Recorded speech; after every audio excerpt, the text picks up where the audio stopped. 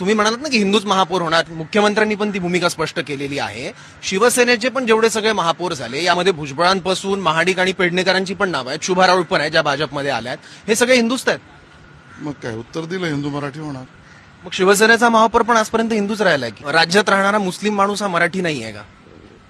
मला वाटतं मी उत्तर दिलंय. नाही, माझ्या प्रश्नाचं नाही दिलंय ते आलंय रेकॉर्डवर.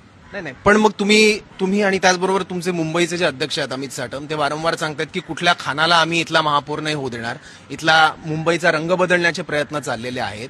भाजपकडून जर नागपूर, मालेगाव, लातूर, सोलापूर इथे जर नगरसेवक पदासाठी मुस्लिम कॅन्डिडेट दिला जाऊ शकतो, तर मुंबईच्या महापौरपदी एखादा मुस्लिम व्यक्ती बसण्यात गैर काय?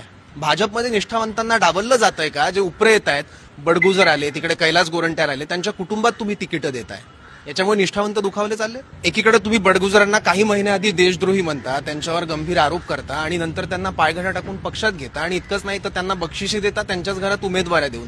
मग जर देशद्रोहाचे आरोप असलेले बडगुजर चालतात तर मुंबईत मग नवाब मलिकांपासून काय प्रॉब्लेम आहे? मला वाटतं तुम्ही खूप सोशल मीडिया, मनसे आणि उबाटा सेनेचं बघतात. नाही, हे सामान्य जनतेला पडलेले प्रश्न आहेत. सामान्य जनतेला त्याच्या सेवा सुविधांचे प्रश्न आहेत, त्यांच्या संस्कृतीचे प्रश्न आहेत, स्वप्नाचे प्रश्न आहेत.